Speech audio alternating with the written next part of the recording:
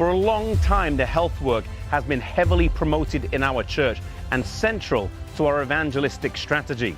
Reports today speak of the Adventist blue zones and note how Seventh-day Adventists live between 6 and 8 years longer than the rest of the population. The rates of disease such as cancer and heart disease are significantly lower than the rest of the population, and some diseases such as lung cancer are almost non-existent. How did this come to be? Was it luck?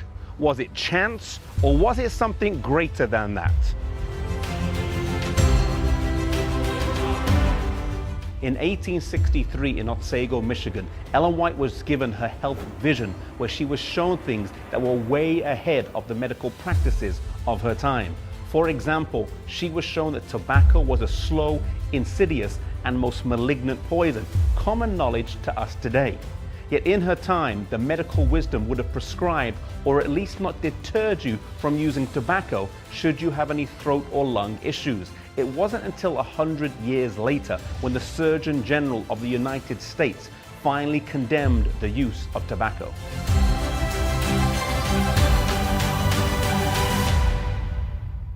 The vision was very broad in scope and encouraged holistic health and natural preventative medicine.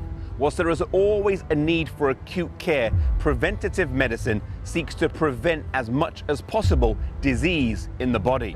Under Ellen White's guidance, they set up a health institute called the Western Health Reform Institute.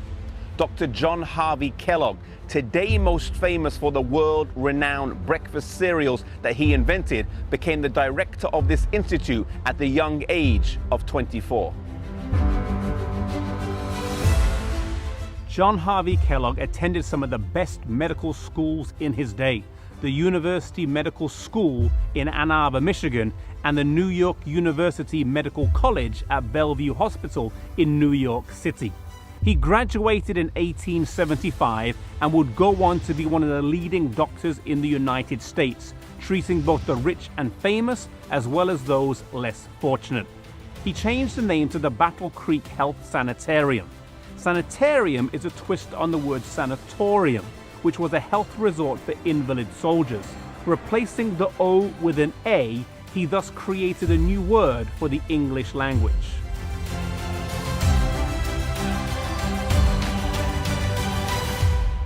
He would go on to pioneer some of the best medical practices of his day and invent some ingenious machines that were the forerunners of much of the modern equipment you'll see today in a gym, such as this rowing machine and gripmaster. Many of these were on the Titanic when it set sail for use by its wealthy passengers. The sanitarium would start out as a great witness to the message that God had given, but it would later veer off track.